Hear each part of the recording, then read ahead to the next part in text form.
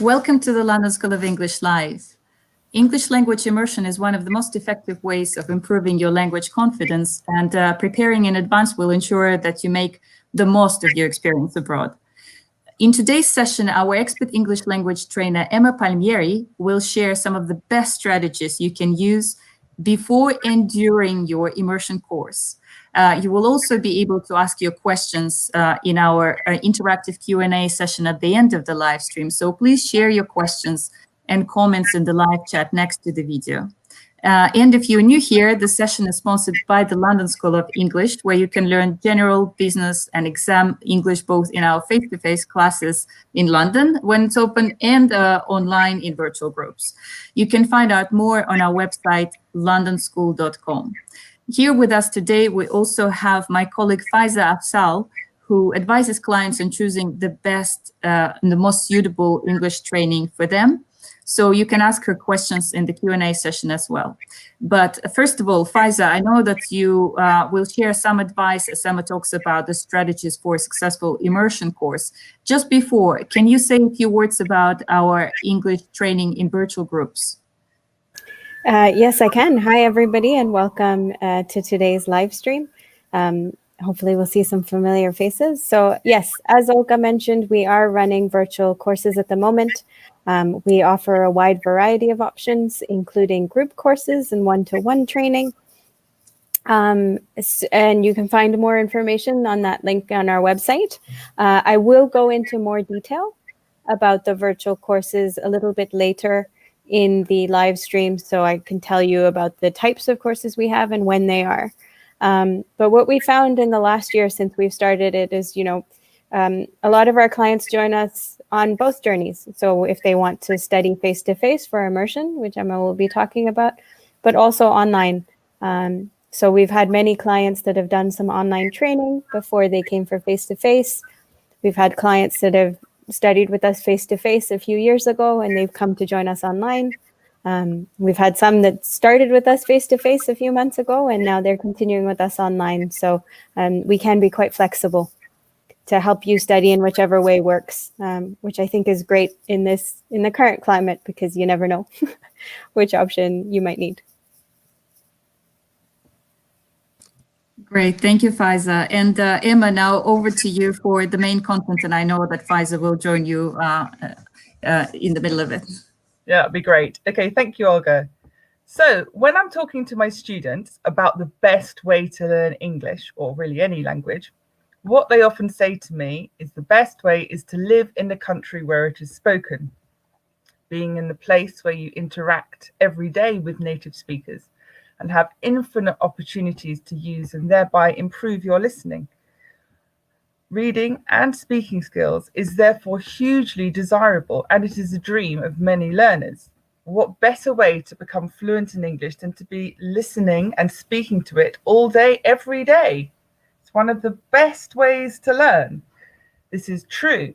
However, with coronavirus especially, but also in normal times, life circumstances can limit our chance to spend time in the UK.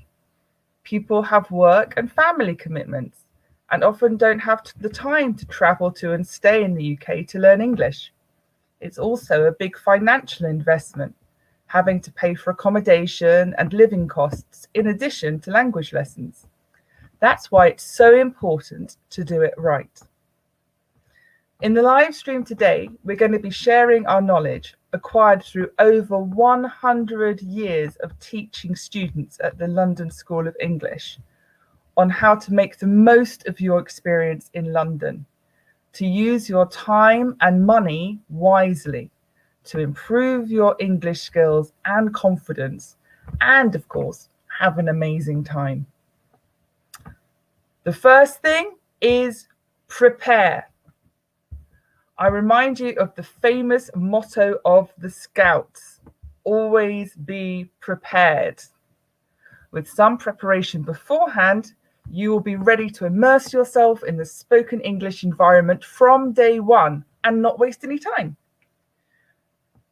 Most importantly is to review the English grammar and vocabulary you already know, okay? So we have already lots of live streams up there that will help you with this to avoid the most common mistakes, to make sure that you are able to improve your English as much as possible before you arrive.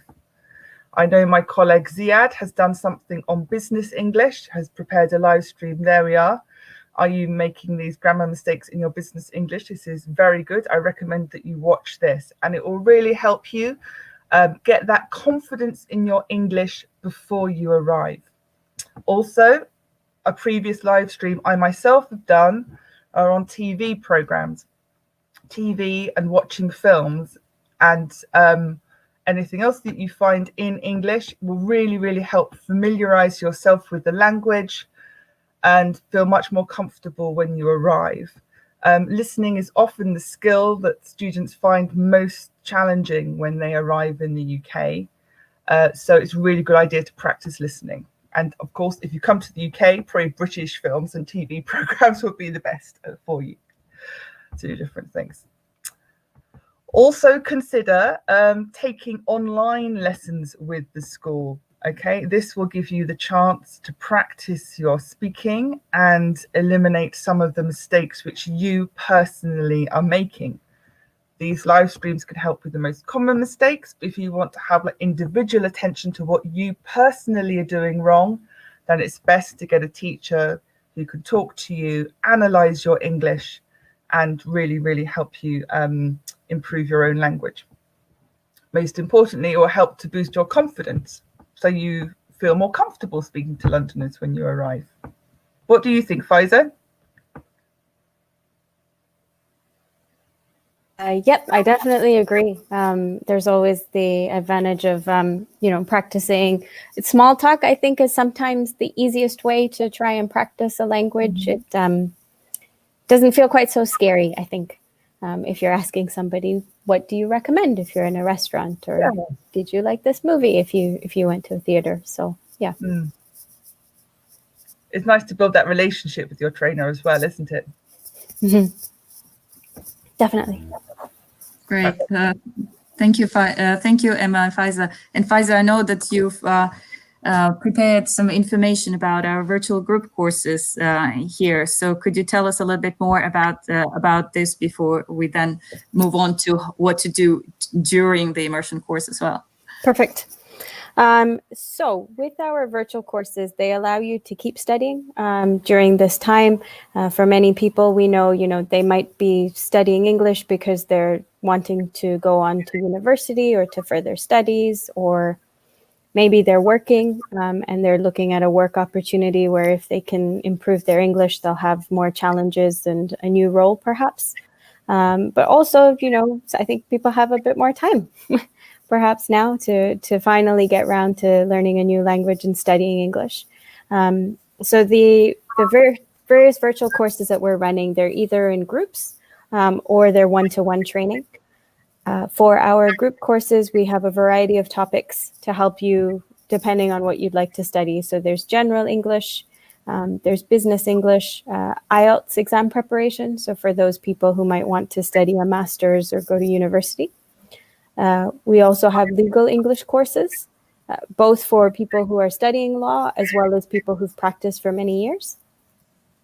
English for Work and Careers is a nice sort of 2-week course if you're just finished university or very new in your career and have only a few years of experience and you really want to kind of improve your business language.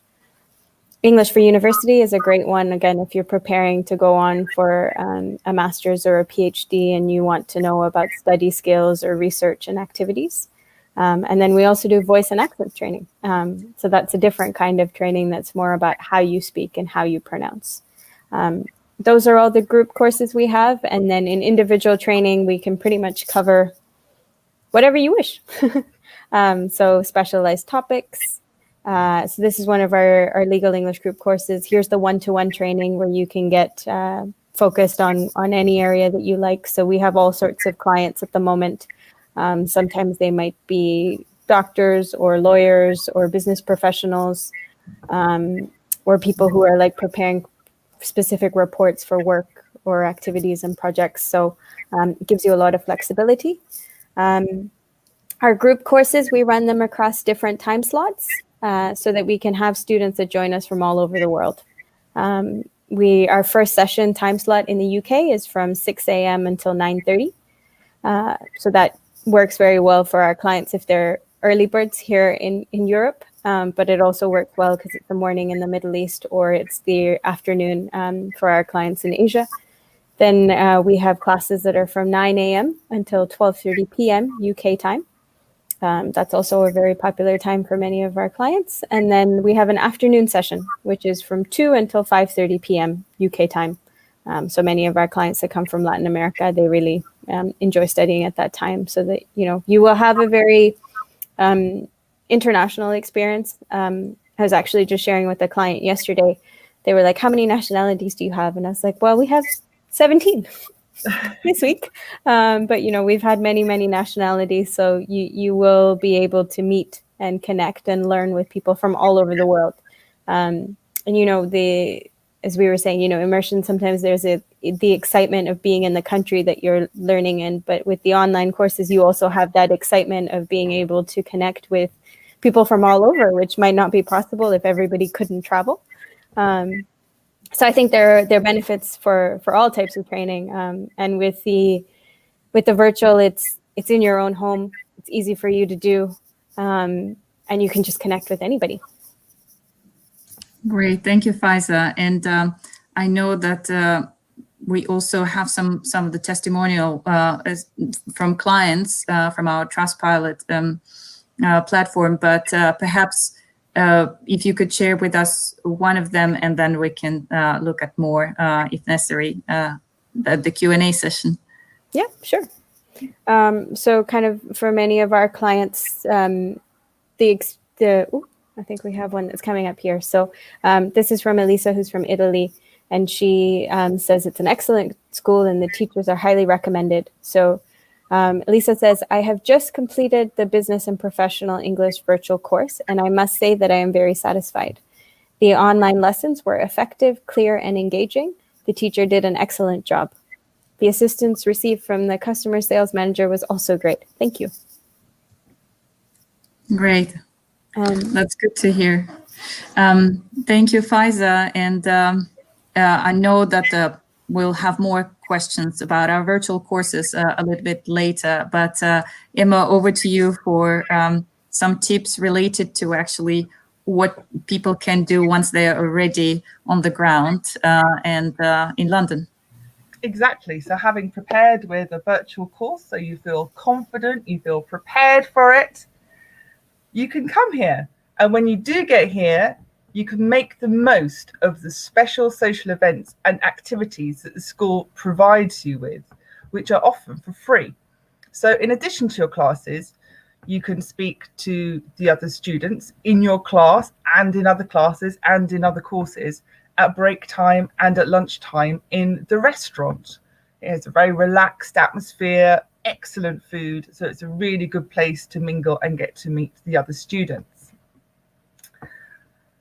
On Mondays, after afternoon class, there's always an informal drinks event in the restaurant again, where you're invited to share a glass of wine or beer or juice and meet other staff and other students at the school.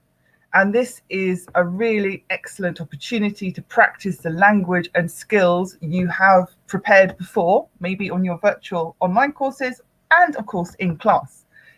Your teacher, your class teacher, will also be on hand to encourage you. And if you just forget a word or how to do something or just need some moral support, they will also be there. Remember, it's natural to feel shy. I think students often feel shy about talking to staff or to other students. But really, everybody likes to be talked to with a smile and someone is interested in them. It's always received positively, and people are incredibly friendly. They want to practice their English too, so go ahead.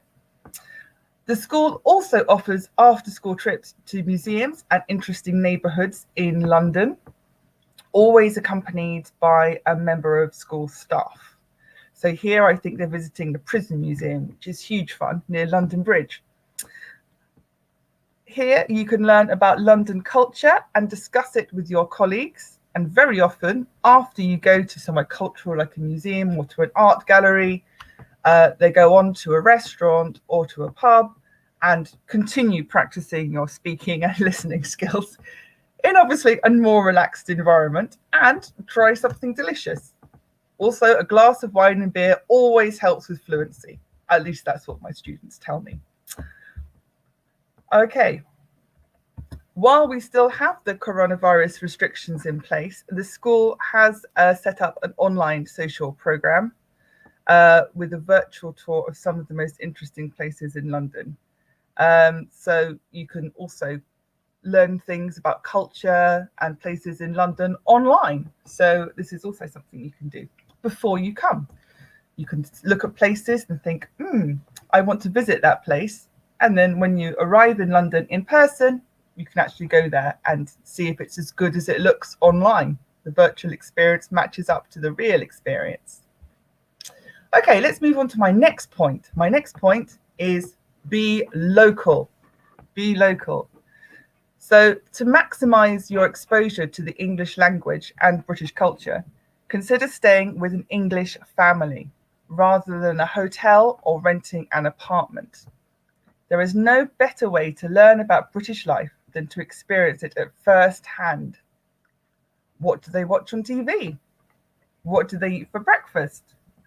Do they carry an umbrella with them at all times? These are questions you will find an answer to. I think here we've got some photos of some of our homestay families and students enjoying time with them. So yes, here's a lovely couple that you could stay with and find out all about British culture from. Also experience British food and drink, which is also something that I think people look forward to. Yes, enjoying a nice cup of tea there with their homestay family.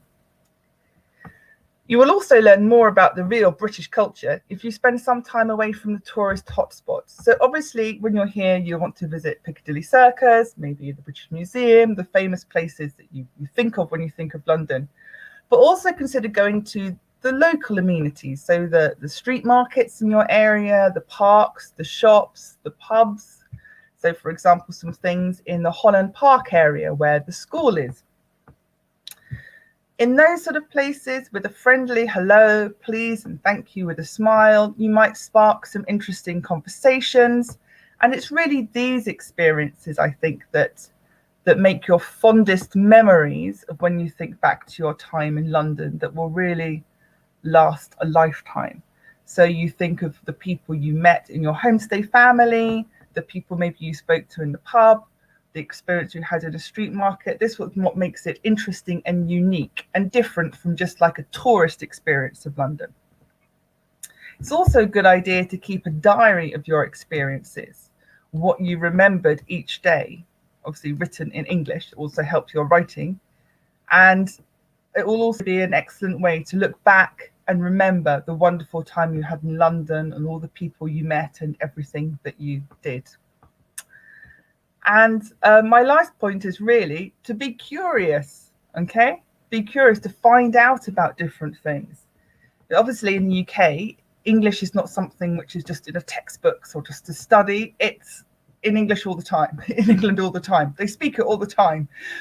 So you'll be surrounded by English in every possible way. So you'll be speaking in English, obviously, listening to English, reading English, writing English. So just pay attention and be curious. So on the underground, you will see adverts up on a tube platform that you can read and maybe pick up new words from.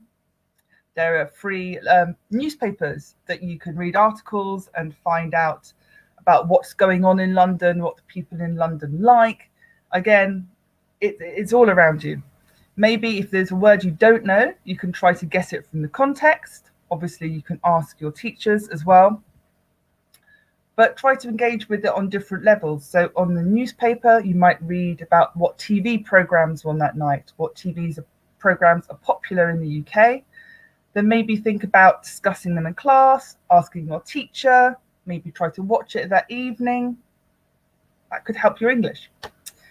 Again, on public transport, maybe listen to the announcements, listen to the people that are talking all the way around you, and think about who they're talking to. So maybe if you hear somebody on the phone, who are they talking to? How do they seem to you? What do you notice about things like their body language, how they're making eye contact? Okay, these are all things that will help you communicate better in English. And all things that when you go back home, you can tell your friends and family about what you've learned about British people, how crazy they are, how interesting they are, how boring they are, I don't know. But all the things that you learn about the British people and their way of life, past that from what you learn in the classroom. If you have some more time here, maybe a few weeks, you might consider joining a meetup group. Now, meetup works in many different countries, but in London, like many big cities, it has many different groups. It is a website meetup for people of similar interests to get together and to share their passion. So, for example, photography. If you love photography, you might go online to the meetup group, find other people that love photography, and maybe on Tuesday night, they're meeting, I don't know, in a restaurant or in a pub to discuss photography, maybe to take some photos. It's a really good way to meet people in a natural environment. So you don't have to worry about what you're going to say or, if you're going to say the right thing, because you love photography. So if you love it, then with other people that love it, then it's going to be easier to make those conversations and connections. Normally, obviously, they meet up face to face, but they also meet up online at the moment. So maybe this is also something you could consider doing virtually. This time of coronavirus is no doubt a difficult time for many, and for many, our hopes and our goals have been put on hold. We have to wait a bit longer. But if we use our time wisely, as Faiza's already said, we can learn online, we can improve our skills online, and virtually experience some of the things which we would experience in London. And it can help us prepare for that time and build our confidence for that time, so that when we do arrive, we can use our skills more confidently and effectively to get to where we want to be. So online during lockdown can be the first step and a really good foundation to begin our English immersion journey. Great. Thank you so much, Emma, for very useful tips, and also Faiza for sharing information about how to prepare for the immersion course online before coming to London. And I would like to encourage our viewers to share your comments and questions with us in the live chat. For example, have you already had an immersion course? If so, where and when? Maybe you studied in London, then please share your experiences with us. And meanwhile, while we're still talking about London, and probably just to start with a more light-hearted question, Emma and Faiza, what are your favorite places to visit in London that you can recommend to people once they finally arrive to the destination? So my favorite museum is the Natural History Museum. And that is because the building itself is as beautiful as the exhibits. So it's possibly strange to go to a museum and find yourself staring at the ceiling and the walls rather than the exhibits. But that's kind of one of the things I like about the Natural History Museum. I've kind of discovered as well, kind of during the lockdown times and when you are able to go, that like I've really enjoyed walking along the canal because there are so many parts of London that you can see along the way. There are a lot of beautiful parks, which are big open spaces as well that you can enjoy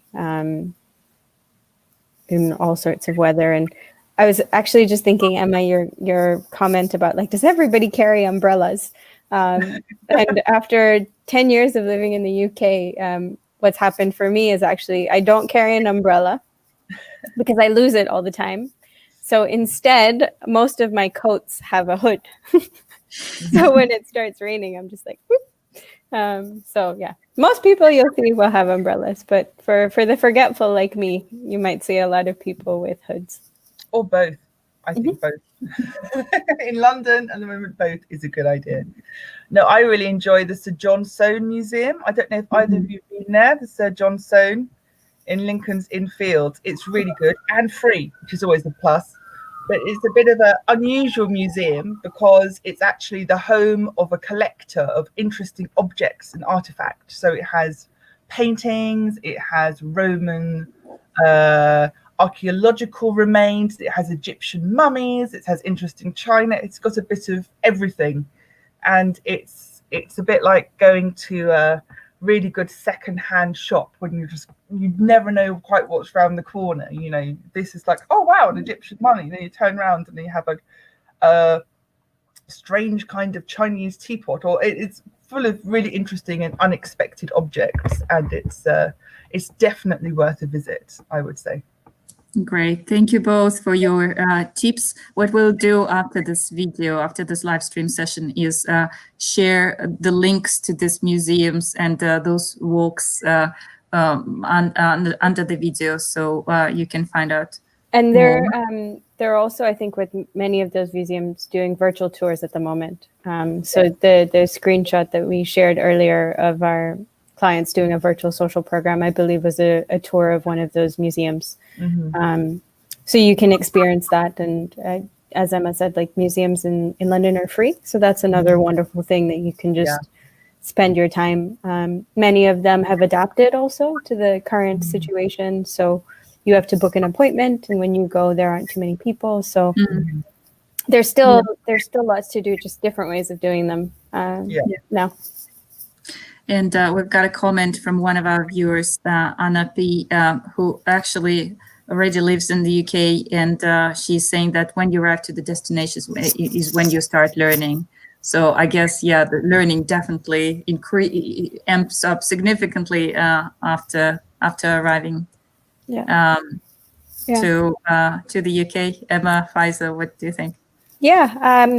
You know, we saw one of the testimonials that you mentioned, and I came across a recent one for a Japanese client of mine, and one of the comments that they made is, you know, they were very nervous about speaking English, and they were self-conscious because they were like, my English level is so low. And in their review, they mentioned, you know, I really appreciated my teacher for making me feel safe to try and to make mistakes. And thank you for, you know, making the training something that suited my needs and my level. And they had done both group and one-to-one training. So I think, you know, online can be a great way for you to put your toe in the water of practicing while you feel comfortable and kind of safe, because you still get that international experience with your other classmates. But you can be at home, you can be practicing. And so then when you do arrive in the UK, it doesn't feel maybe quite so scary because you've been practicing with other people before you arrive. So I think, you know, it's different layers or levels of learning. There is certainly a big advantage of when you come for immersion because you're surrounded by it, but maybe it can help to have a little run up. Absolutely. Online first. It can be scary when you like arrive somewhere and it's around you all the time. And as I said before, like, listening, I think, is something in particular my students mentioned to me that they find really hard in the first few weeks. After about 3 weeks, it's generally okay, but the first 3 weeks are pretty difficult. They can be. So as you said, like, sort of practicing beforehand, whether online in virtual courses or watching TV programs, film, all this will help you feel more comfortable when you do arrive with it all around. But yeah, it's a fast learning curve when you do arrive in here. So yeah. And we also have more comments coming. So Frank Kuntz, one of our alumni. Frank, Happy New Year to you. Happy New Year. And hello, great to have you here. And then we also have a question from Juspaj. Yeah, I think that's Giuseppe. He's come to a few of our live streams before. It's good to see you too. Yeah, good to see you. So the question is about social activities on Sunday and Saturday. So with our face-to-face courses, we do have walking tours that we can do over weekends. And then I know in the past, there are some tour companies we work with. So if you wanted to do like a weekend trip to visit somewhere, those are definitely available.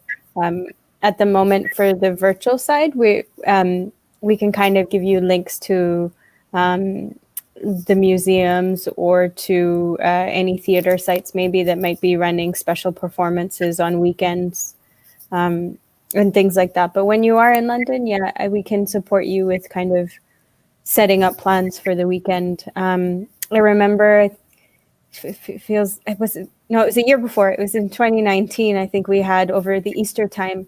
There were some of our clients that were like interested to see what Easter was like in the UK. So we'd arranged for some tours or visits to the churches so you could attend the ceremonies and stuff. So yeah, there's lots that we can help you with if you're here. All on a possible. weekend. We can arrange it. Yeah. Another brief question. We've covered quite a lot in terms of what people can do to prepare and during the immersion course, but how about leveraging what they've learned after the immersion course? Is there any advice that you would like to share? So when I was talking about the virtual courses, I think we also mentioned that there's an online platform that you also receive as part of your training. So the classes themselves, you're with the teacher and you learn with other students live, so you get feedback. But you also receive access to an online learning platform. It has about 150 hours of content on it for you to complete at your own pace. And the advantage of when you study with us face-to-face is you still have access to that platform for 3 months after you finish your course. Many of our clients kind of comment that when they've gone back, they use the platform to stay in touch with their language so that they can continue to learn and remember. In the past year, we've had so many instances where our clients have said, I studied with you a year or two ago, I'd like to come back. And so maybe they've done a virtual course or maybe they've come back for a week of face-to-face to continuously learn. I think, we've all had to experience a tremendous amount of change in the last year, but one of the benefits of this change is everybody's a lot more comfortable being online now. So I think for many of our clients, whereas before it might have been not as easy to plan, I think Emma mentioned when you're going to another country, you have all these implications of like you're in a new place, you have the financial, you have this, that, it might be something you save up for, it might be something you work towards as a special thing. And so with virtual, I think a lot of our clients have been like, oh, you're only a click away, you're only a class away, you're only a lesson away. So there's that too. Like, you might do a course with us and then in a year's time, you're like, actually, I've been able to study by myself. I've been able to make progress. But you know what would be great is if I could just have a chat with Emma to be like, Emma, you remember this thing that I was struggling with? I think it's better, but could you help me some more? So yeah, that's what I do. I think it's a case of not really either or. I think it's like sort of as your life progresses, like sort of, your needs change. So, at one stage of your life, you might be able to come to London. At another stage, like lots of people now, it's not possible. So you need to think about the best way to support your learning needs through that. So yes, if you can come to London, that's fantastic. It's a really good opportunity to boost your language, but you have to really continue using it, not to lose it.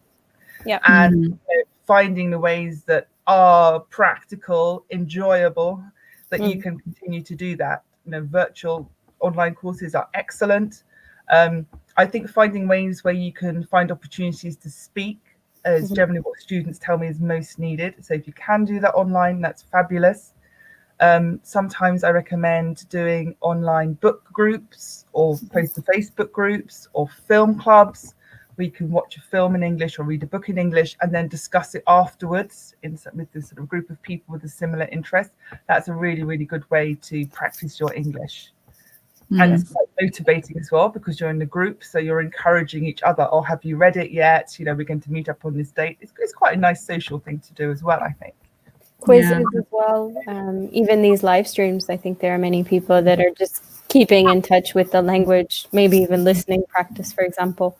By attending these live streams. Emma, you're 100% right that, people's needs will change.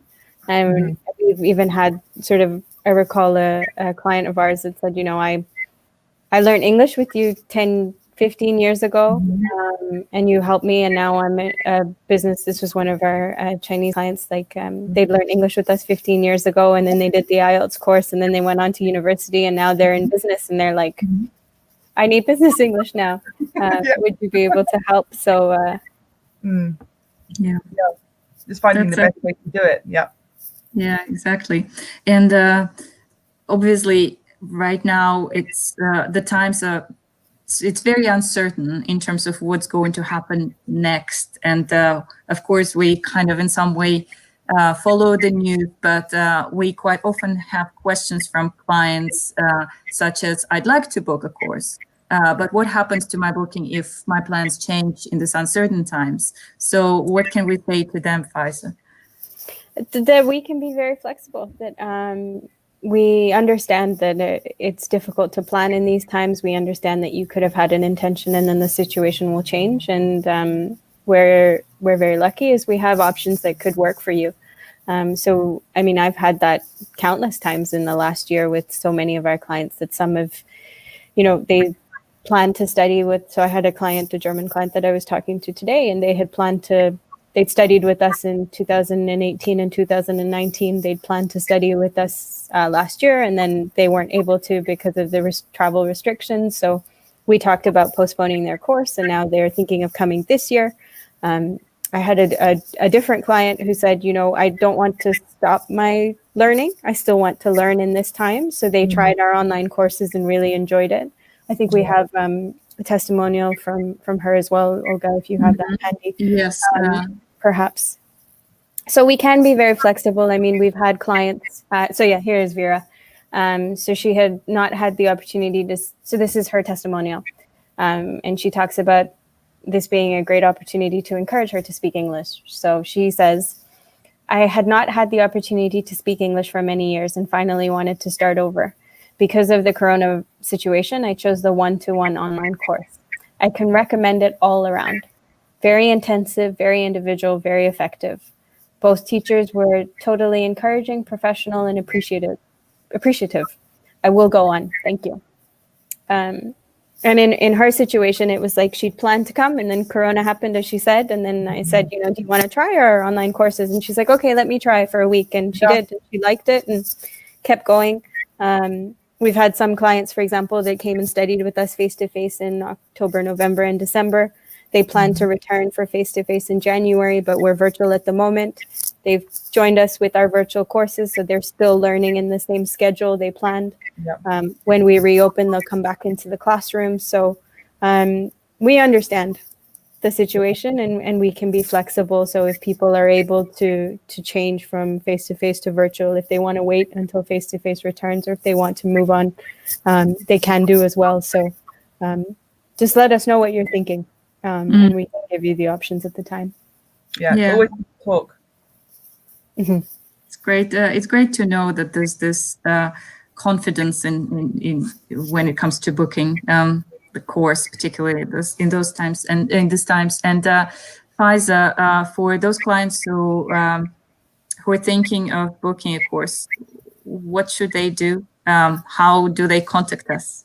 You can email us. You can go on our website and fill in one of our forms. So you can email us at clients@londonschool.com.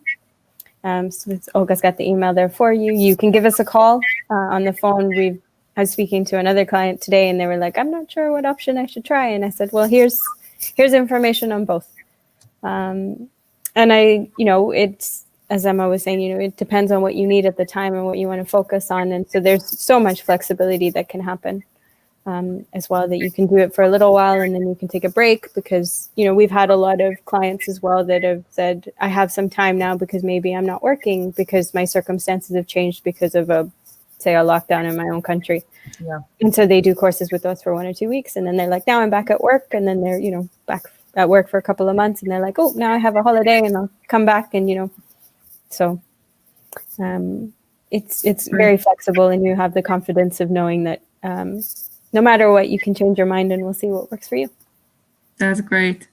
Thank you both for this very useful content during the live stream, and of course, Thank you for sharing your time to for everyone who joined us for this live stream, all of our viewers. It's always great to see you, to see new faces, and also people coming back, our alumni coming back. We hope to see you in one of our courses, either virtual or face-to-face, when there's this opportunity. Meanwhile, please subscribe to the channel if you haven't already done so. We've got another live stream next week, which is on business English and business English expressions. So if you'd like to improve your English for work, then this would be a good one for you. So stay tuned. And meanwhile, we would like to wish you all the best. We hope that you're keeping safe and well wherever you are, and that you have a fantastic rest of the day. Indeed. Thank you, everyone. Bye. Thank you. Bye.